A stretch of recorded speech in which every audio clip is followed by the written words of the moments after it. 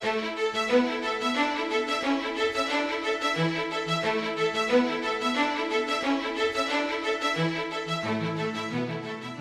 to the 33rd Annual Walter Cronkite Award for Excellence in Journalism Luncheon.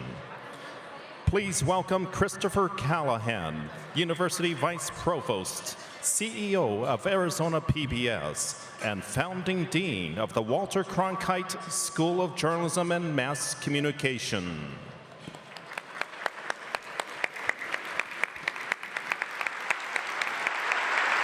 Each fall since 1984, Arizona State University has bestowed on a leading journalist the Walter Cronkite Award for Excellence in Journalism. All have been great journalists and extraordinarily worthy recipients. But this year, as we celebrate what would have been Walter Cronkite's 100th birthday, and as we grappled with covering the most unusual and challenging presidential election of our time, we believe there is no more appropriate and deserving recipient of the 2016 Cronkite Award than Scott Pelley of CBS News.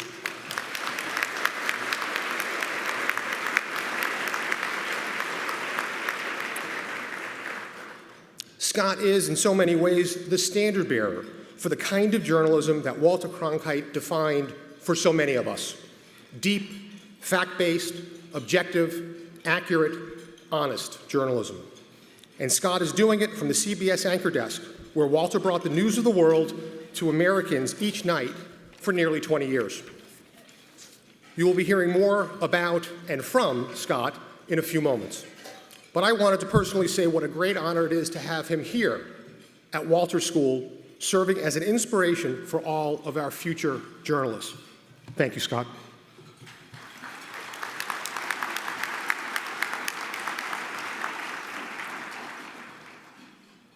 ASU President Michael Crow has been a major champion of the Cronkite School and a leading voice for journalism education nationally. The Cronkite School is designed around the principles of President Crow's new American University, placing a premium on excellence, access, impact, innovation, and work that serves our community, state, and country. A tremendous advocate in all of these efforts is ASU's Provost, Dr. Mark Searle, and we are fortunate to have him with us today. Thank you, Provost Searle, for all that you do for our school, our students, and our university.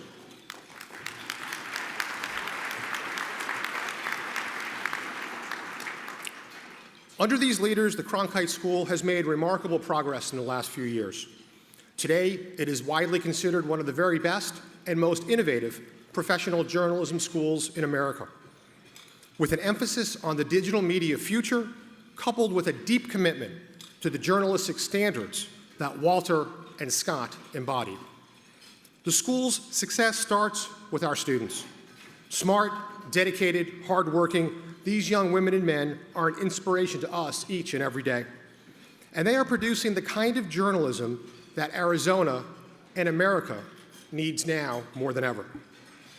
It's become routine that Cronkite students dominate virtually every intercollegiate journalism contest in the country. But we saw a first earlier this year when Cronkite students won an Alfred I. DuPont Award for their documentary on heroin, one of only 16 of the national awards bestowed this year, and the very first DuPont won by students anywhere.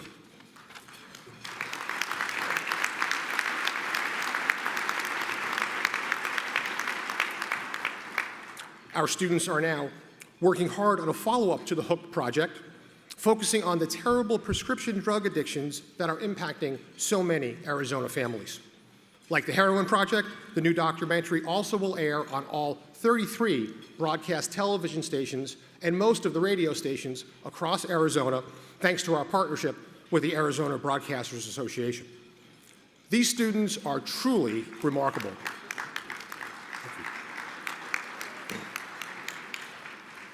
Our students are really a truly remarkable lot.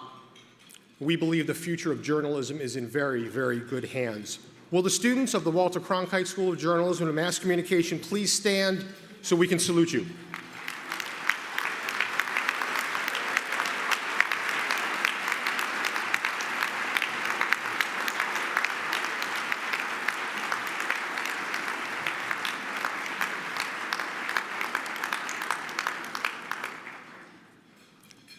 These students are following in the footsteps of women and men who are now media and public service leaders across the Valley and around the country. Will our proud Cronkite School alumni please rise so we can recognize you?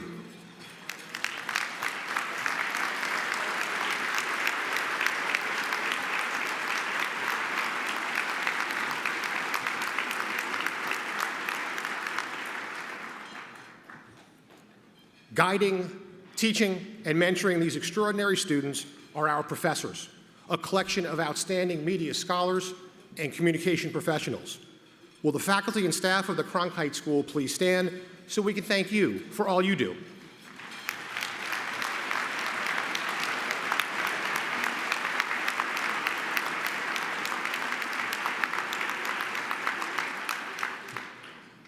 And finally, we'd also like to thank everyone who is here today, who, through your professional and philanthropic support, has helped transform the Cronkite School into Walter's vision for the nation's leading journalism school.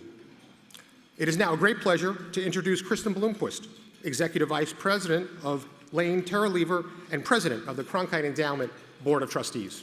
Kristen? This is our 33rd annual Walter Cronkite Award Luncheon.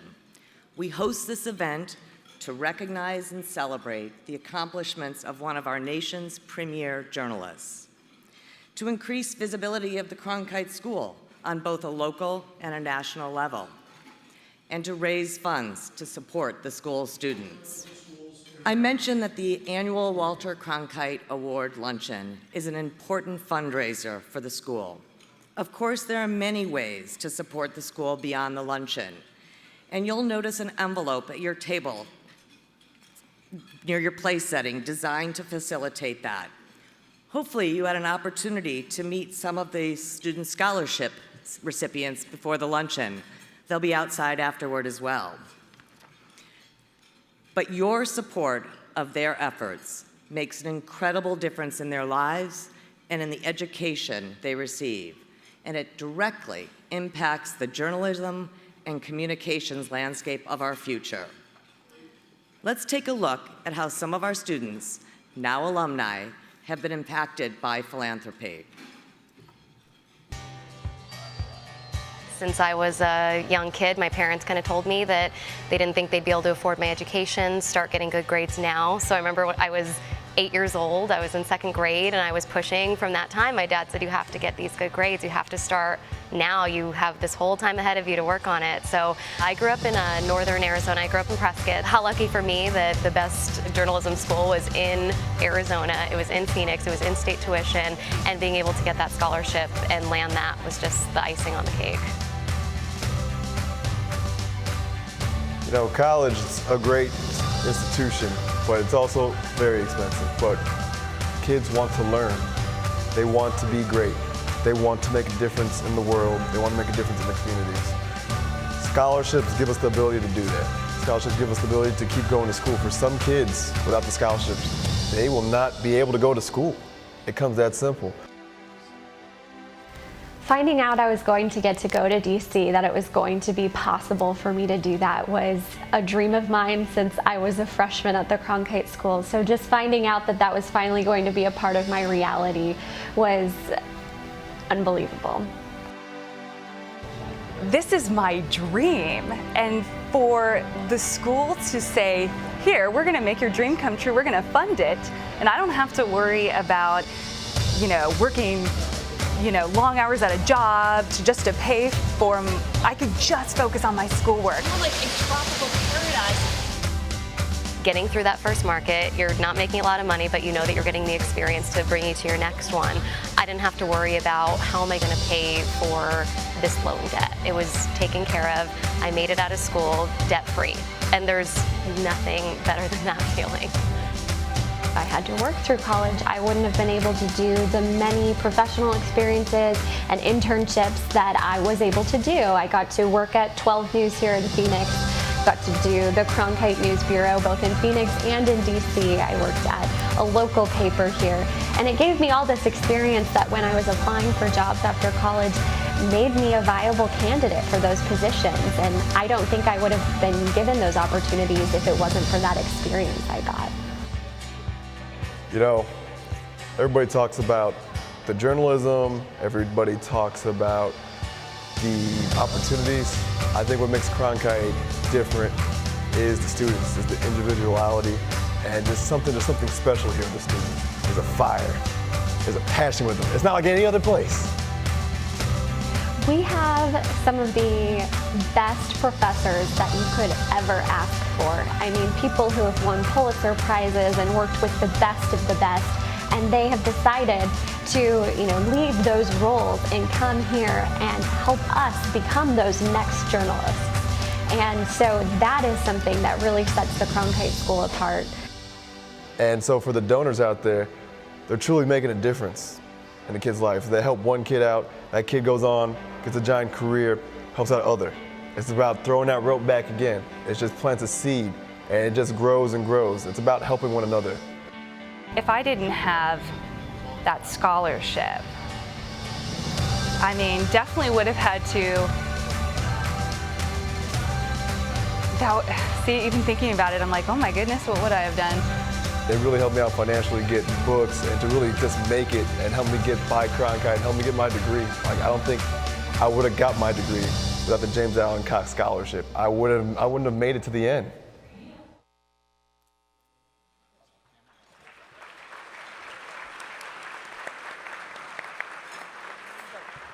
Speaking of outstanding students, please welcome Cronkite senior Veronica Acosta, who will now introduce this year's Cronkite Award winner.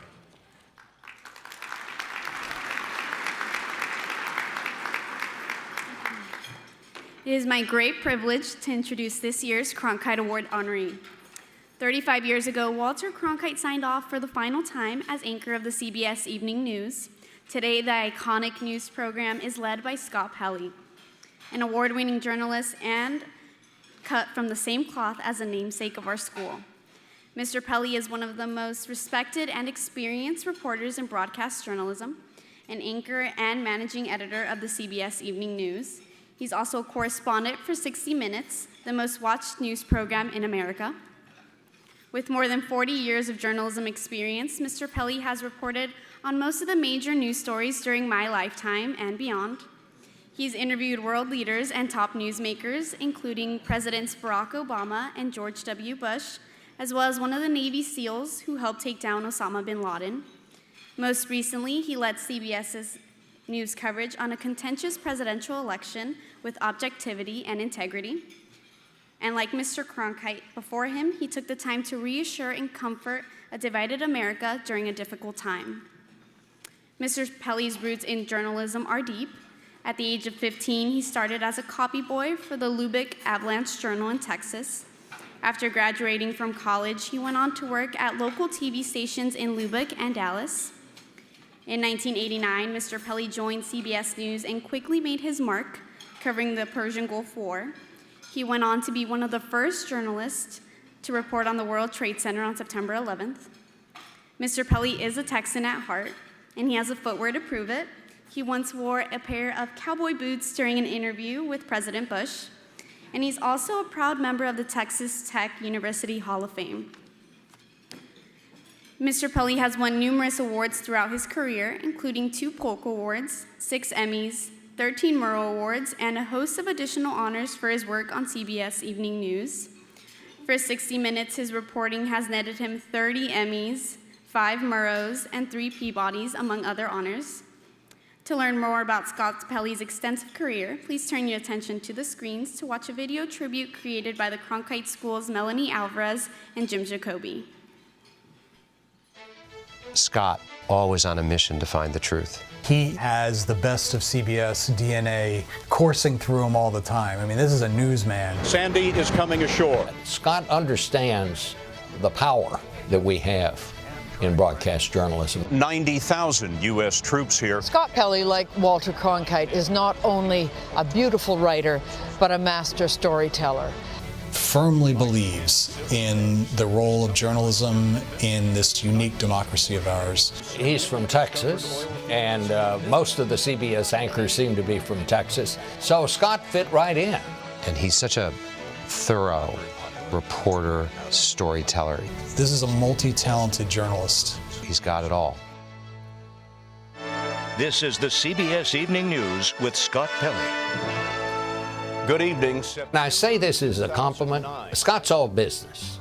He's interested in the news. He's putting on a good newscast. Not a lot of small talk when he's on the job. He's a lot of fun off the job. But when he's there, he's working. He cares deeply about the stories that we're telling, the editorial decisions that we make, wants to make a connection with the audience. He always has his eye on the main focus, that is people. Not only the people he works with, but the people who are at the very heart of all of our stories. And this is when we put Scott in Cronkite's chair. You need someone who can be a managing editor. You know, that's not just a title when it comes to Scott, and it wasn't with Walter. You know, that's a calling. He is a guy who thoroughly enjoys a buzzing newsroom filled with excitement, with people really trying to get it right. At a time when information is parceled out in minute fragments on social media, Scott Pelley stands, to paraphrase William F. Buckley, stands athwart journalism yelling, "Stop! Give us more news." We're basically bombarded by information now, and trying to sort it out has become the main part of our job. With the pressures in the news business as they are, the pressure to get on the air and get it before somebody else, it takes a certain amount of backbone to say, wait, I'm not ready to do this story yet. I need to find out one more thing. And time and again, I've seen Scott Pelley do that. He has that extraordinary mix of compassion and intelligence that makes for brilliant interviewing. You're not really born with that. You have to work it over story after story. And Cronkite was so amazing at it. And I put Scott at the same level, that he's got a credibility that really is unparalleled among his peers. I think the people who are great at doing this sort of a gig are the people who, first and foremost, are good reporters. No one with Castlewood Development could be reached for comment about. He started out in the Southern Bureau in Dallas. Before you know it, here he was the White House correspondent, and he came up fast. We covered the White House together in the late 90s, a time of great turmoil for President Clinton, and Scott was tireless. He broke many major stories. The White House is saying this evening that the President and First Lady are saddened by the Hubble indictments. Winds up there right in the middle of the Clinton impeachment. And these were stories, these are stories you had to get them right. He's covered more stories, more kinds of stories under difficult situations than anybody I can remember. I tried to get him to tell me how many he thought he saw in terms of the number of people killed, and he said it's much, much too many. I'll just never forget that image of Scott Pelley covered in the dust from those buildings in that horrible day, and how well he covered that story, as he does every story. You know, we've had far too many days where unsettling events take place on our watch. Last night, Dallas police officers formed an honor guard to salute the fallen. Whether it's Dallas police officers being assassinated or the Orlando nightclub. Brilliant job in Paris after the terror attacks there, and Scott did firsthand reporting on most of those stories. Scott Pelley, like Walter Cronkite, is first and foremost a field reporter, and that means the world to those of us who are out here in the field reporting on the stories. Whether on a battlefield or here in the heart of Moscow, I know Scott's been here. He understands not only the story, but the challenges we face in reporting it. At the time the Gulf War was beginning, probably the most incredible thing that happened for CBS News was that Scott and Bill Owens said, we want to buy some SUVs and go in alone. We don't want to embed with the military. And their plan was to drag a satellite behind and feed from wherever they ended up inside Iraq. The opening shots were fired by the USS Wisconsin. That just speaks to the courage, I think, we talk about original reporting. in conflict zones. That's very hard to do, and Scott has done more of it than almost anybody I know. You know, at CBS, we like to say we have a 60 Minutes correspondent who is actually the anchor of the evening news. That's a great combination of skills. A couple years ago, we thought Scott Pelley would be a perfect person to do some bit on the air that was making fun of news. And Scott politely declined. And my honest, immediate reaction was, oh, thank God. Someone should have dignity in this world. He's won 4 George Foster Peabody Awards, 3 Alfred I. DuPont Columbia Awards, 3 George Polk Awards, more than 30 Emmys, 10 Edward R. Murrow Awards, and 1 Monster Energy Drink Steel Mike Award for most jacked news anchor. What can future journalists learn from Scott Pelley? I just hope there are future journalists. Scott Pelley's impact on the future of journalism is far-reaching, and I know, because I heard it from trusted newsman Scott Pelley. This is the perfect award for Scott Pelley to win. He's emotional about this because, number one, what Walter Cronkite means to Scott personally and what he means to all of us. Walter Cronkite is someone that he looked up to. What Walter stood for, Scott Pelley stands for. I know that Cronkite would look at Pelley's work and say, wow, it doesn't get much better than that. Scott will be rightly remembered for unflinching honesty, directness, determination, and for working harder than anyone else to nail down the story. Scott Pelley, like Walter Cronkite before him, is an example of what's the very best in journalism. I mean, this is a guy who wants to get it right, feels a link to the past of CBS News. We've often asked, well, what would Walter do? But very much believes that that should not be something from the history books, but that we should all work to stay as relevant as possible for future generations. I think that if you ask Scott what would it be that he would like his legacy to be, I think it would be a real reporter who had impact and did his best to make the world a better place. And I think that is a pretty powerful legacy.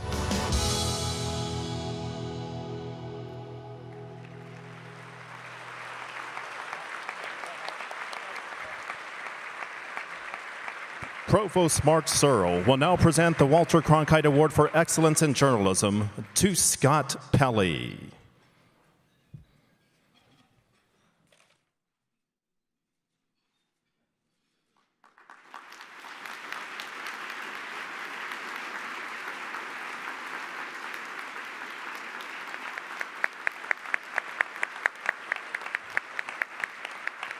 This year's Walter Cronkite Award for Excellence in Journalism recipient, Scott Pelley.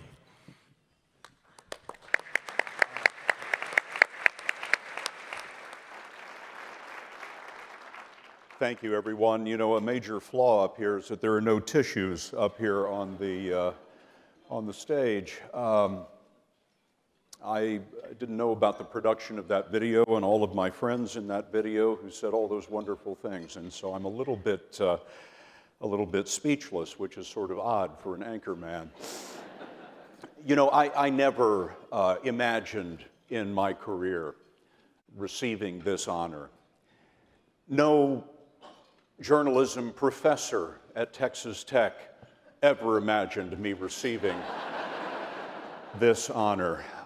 But it is truly, to all of us at CBS, such a great honor to be awarded this marker in the excellence of journalism on behalf of Walter Cronkite, who not only did such great things for us at CBS, but also for Arizona State University and the magnificent students over there. What an amazing facility you have built. It is truly one of the things that gives me so much hope for journalism in our future.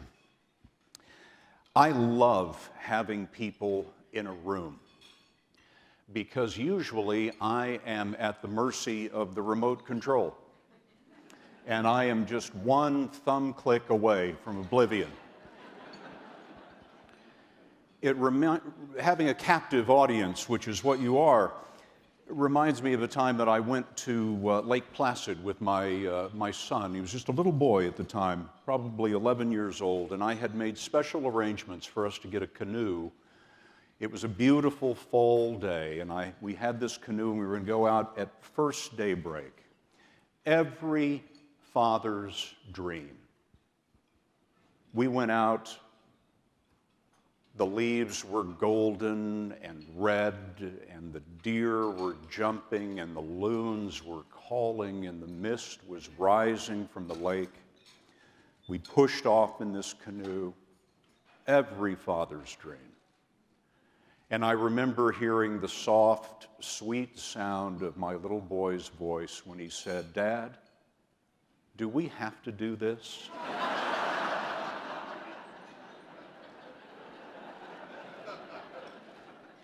So for the next 20 minutes or so, you are mine. You do have to do this. And God bless you for all of the support that you've afforded this magnificent university. To paraphrase, I knew Walter Cronkite. Walter Cronkite was a friend of mine, and I'm no Walter Cronkite. Everything that I have accomplished in journalism has been the result of producers, executive producers, cameramen, editors, artists, associate producers. I've never done anything in television journalism by myself. I am a man who gets far too much credit for the work of others. I am indebted to the leadership of CBS News over all of these years, the leadership of CBS News, which is now embodied by David Rhodes, our CBS News president, by Jeff Fager, who you saw in the video, the executive producer of 60 Minutes, who was the man who went way out on a limb and put me in the evening news when a lot of people were telling him it was a terrible idea, including myself.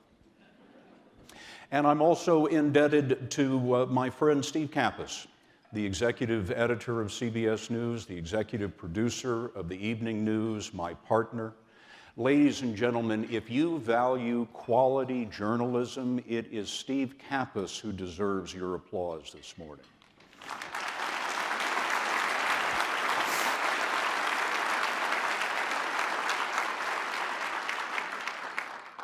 And my friend Byron Harris is here from Dallas. Anything that I ever learned about investigative reporting, I learned from Byron in our years together at WFAA. So Byron, thank you so much.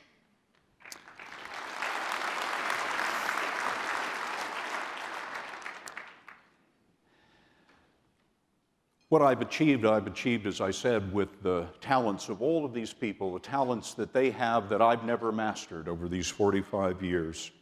For all of us at CBS News, it's particularly meaningful to accept this award on behalf of all of those people on the 100th anniversary of Walter Cronkite's birth.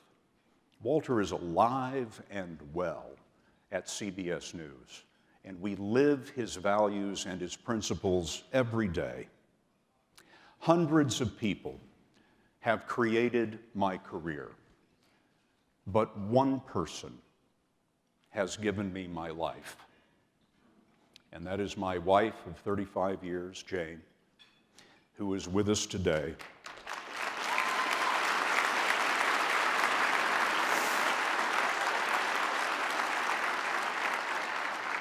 She is and always has been my North Star, and she is the author of our happy family. Thank you, darling.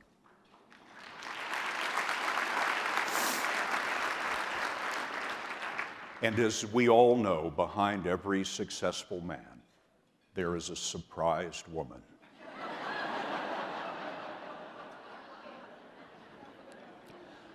You know, sometimes I worry about the future of the greatest country on earth, our wonderful, durable republic.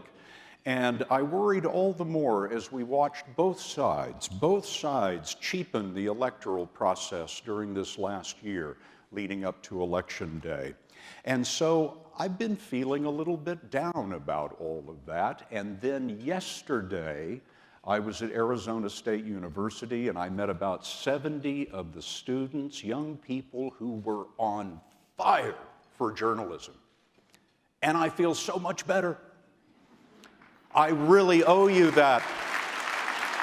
Completely lifted my spirits. The Cronkite School today is training the young people who will defend our nation and will preserve the hope for freedom in the world. That sounds terribly pretentious, and let me explain to you why it is not at all. There is no democracy without journalism.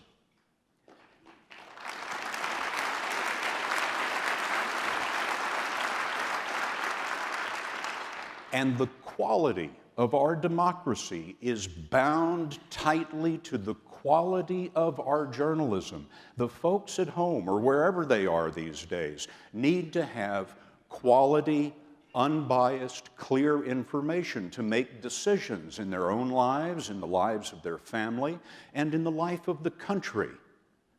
It is the only way a democratic republic of ours can work. It is the lifeblood of freedom.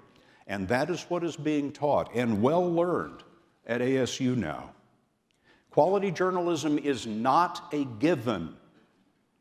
We have come to take it for granted. It is not a given. Like all of our other freedoms, it must be fought for. It must be refreshed by every generation of Americans. There are threats now to the quality of our information, to the quality of our journalism, threats that must be reckoned with. Consider this: never in human history has more information been available to more people. That's a wonderful thing. But it is also true that never in human history has more bad information been available to more people. Since the 1990s or so, we've been told that the dividing line in media is a line between legacy media and new media.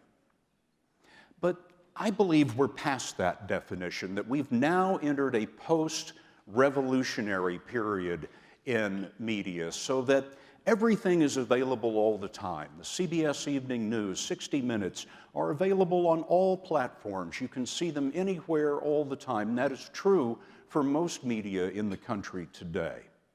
We're past that point.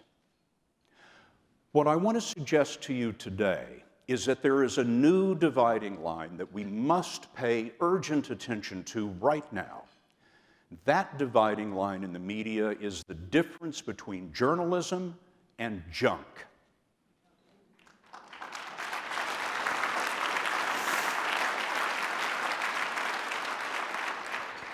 It is the difference between quality, well-run newsrooms and what I consider to be three threats to our traditions of journalism. First, there are the aggregators, those sites and channels that just report other people's reporting without bothering to verify whether those stories are true or whether the facts are straight. There are the purveyors of bias that lull viewers into a partisan coma on the left and the right. And finally now, and most insidious of all, we have the advent of the charlatans who publish and broadcast and post outright lies with no regard for the values that we celebrate here today. These charlatans are on a quest to come up with headlines for their stories that are so outrageous they will develop a lot of clicks and a lot of likes. And the algorithms that power the Facebooks and the Googles of the world are based on the number of clicks and likes individual articles receive. One recent example was a fake news article before Election Day that said that Pope Francis had endorsed Donald Trump. A lot of us think that's pretty funny. A lot of us know the difference. But here's the thing, that was fed by the Facebook algorithm to 1 million Facebook news feeds. No human being involved, just the algorithm reacting to the fact that a lot of people were clicking on that story. Mark Zuckerberg, the founder of Facebook, defended his social media site by saying, and I quote, "Determining the truth is complicated." Well, yes. Yes, it is. In fact, determining the truth is so daunting, so complicated, that people go to universities and study how to determine the truth. It's called journalism.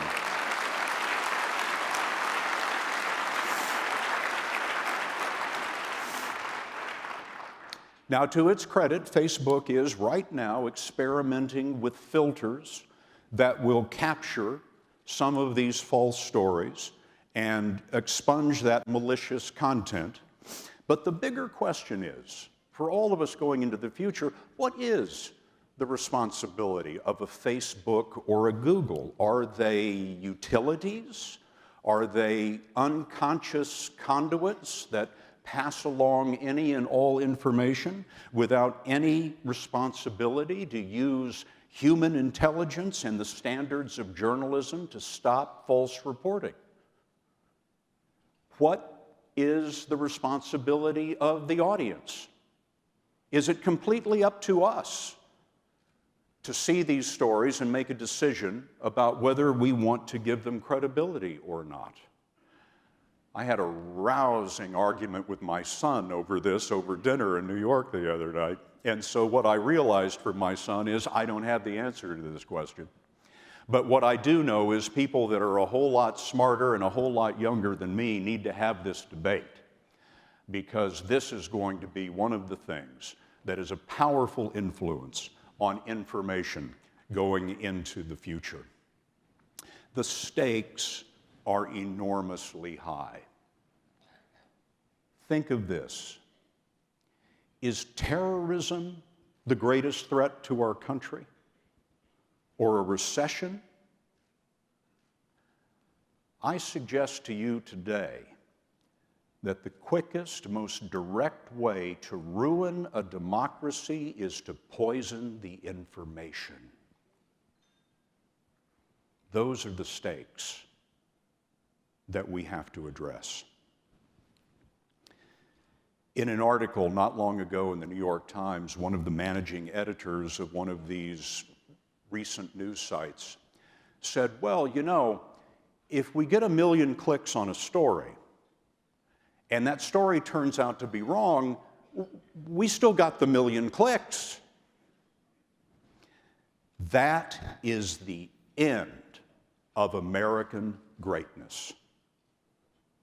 If the quality of our information on which the republic depends is no longer sacred. At the turn of the century, distribution was revolutionized. Many more channels of information became available. But the principles of journalism never change, even in the midst of that media revolution. It doesn't matter whether you're writing on a glass tablet or a stone tablet. The values of reporting and journalism are immutable. We ask ourselves, is it right? Is it fair? Is it honest? Another trend that worries me is this trend toward biased reporting in all of its forms on the left and on the right. This is growing in popularity because what these people traffic in is confirming information.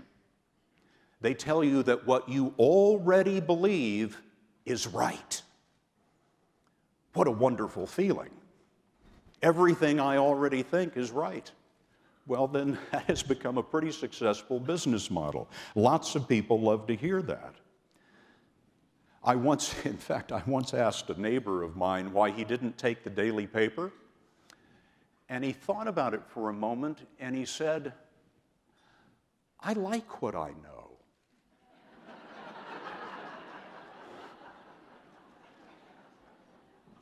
Well, don't we all? In fact, the Facebook newsfeed algorithm is biased in favor of bias. It selects information that is popular among like-minded people and distributes that information to other like-minded people. And so we're becoming a nation of information tribes. We're in our digital citadels, unchallenged by ideas. Biased reporting closes minds. Journalism is meant to open them. After the election, we're thinking a great deal, of course, about division in our country. We're used to, in the years past, we're used to reporting about swing counties in this country that could go either way. But this year, my elections and polling unit told me that there aren't any swing counties in America anymore. No swing counties in America. We have separated ourselves physically, one from another. And so journalism today is the vital bridge that connects those communities. We often hear the rallying cry, "United we stand." That's not the strength of America. The miracle of America is divided we stand.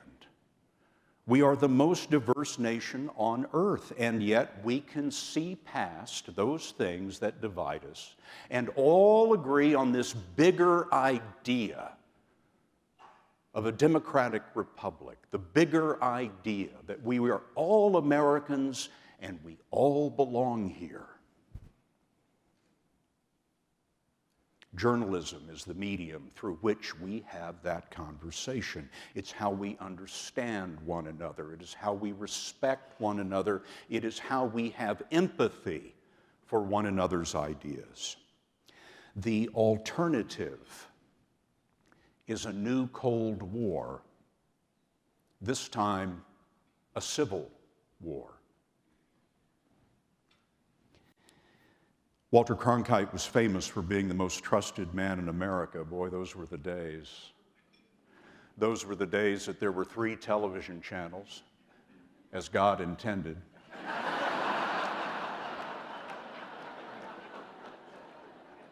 But today we live in a much more skeptical society, and for the most part, really, that's a good thing.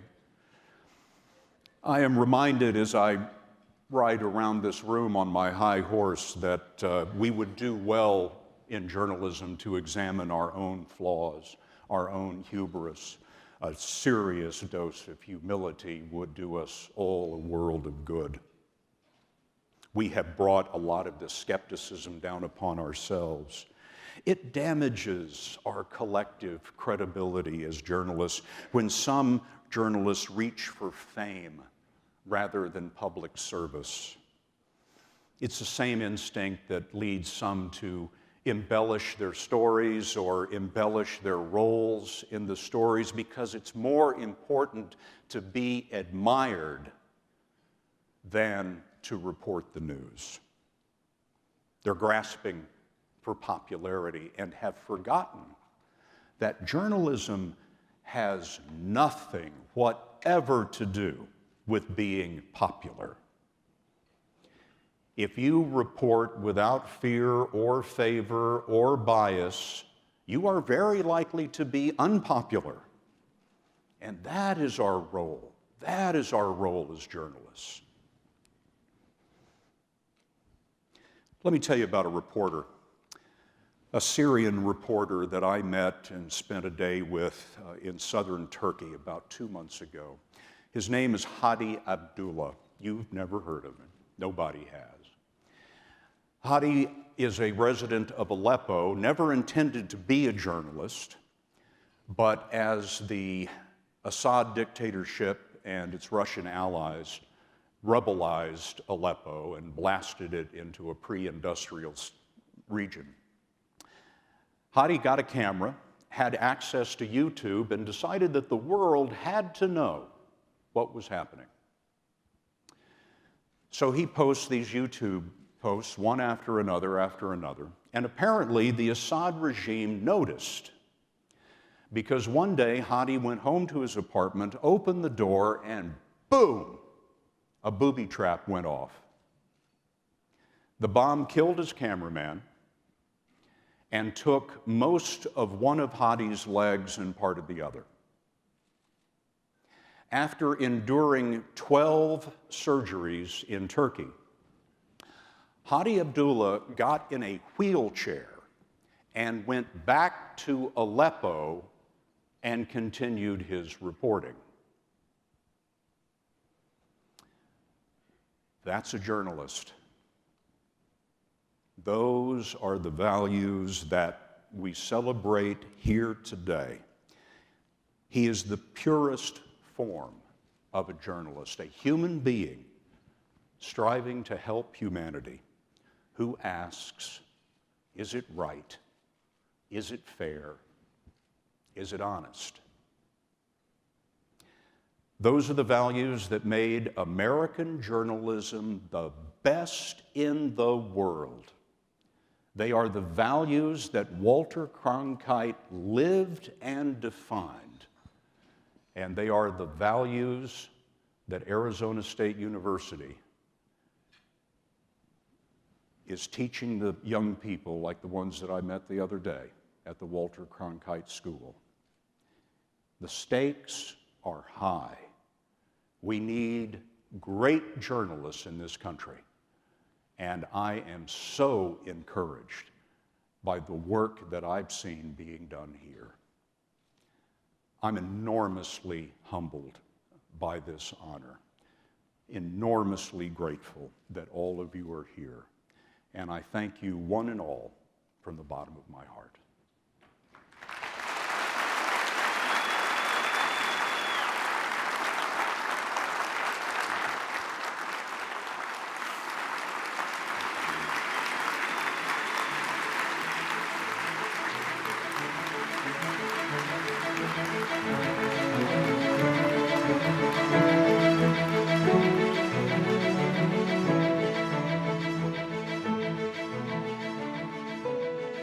To begin with, I was thinking that we might talk about the election, since it's so timely and on everyone's minds right now. As we know, the results of it were a surprise to a lot of people in the news business. And so many people are asking, how did the media get it so wrong? What are your thoughts on that? Well, this is something that's going to be studied for a very long time. Books are being written about it as we speak. In one sense, the polling wasn't wrong. The polling was right about Hillary Clinton winning the popular vote by between 1% and 3%. It's turned out to be about 1%. It's at the low end of that. But the polling was right as far as the popular vote goes, by and large. Of course, it's not the popular vote that matters. And where the polling was fooled is in the swing states, particularly in the upper Midwest. And here's how that happened. There were two things that occurred right at the end, in the last 48 hours of the campaign, that threw the polling off in just a few key places: Pennsylvania, Wisconsin, Michigan. Did you know that Michigan hasn't been called yet? Michigan hasn't been called yet. It's still too close to call in Michigan as we sit here right now. What happened in the 48 hours before Election Day, there was a shift in those traditionally Democratic states, Pennsylvania, Wisconsin, Michigan, that no one really noticed. A shift, a growth in the Donald Trump vote, Toward the end, there were so many undecided voters. There were many more undecided voters in this election than there usually are. It's about 15% or so, which is huge. So many of those undecided voters in those key places moved to Trump in the end. And then the other thing that happened was a lot of Democrats who told pollsters that they were a sure thing to vote didn't show up at the polls. So you had this increase in Donald Trump's support in those Democratic states and a decrease in Hillary Clinton's support that she took for granted. We didn't look. We stopped in polling.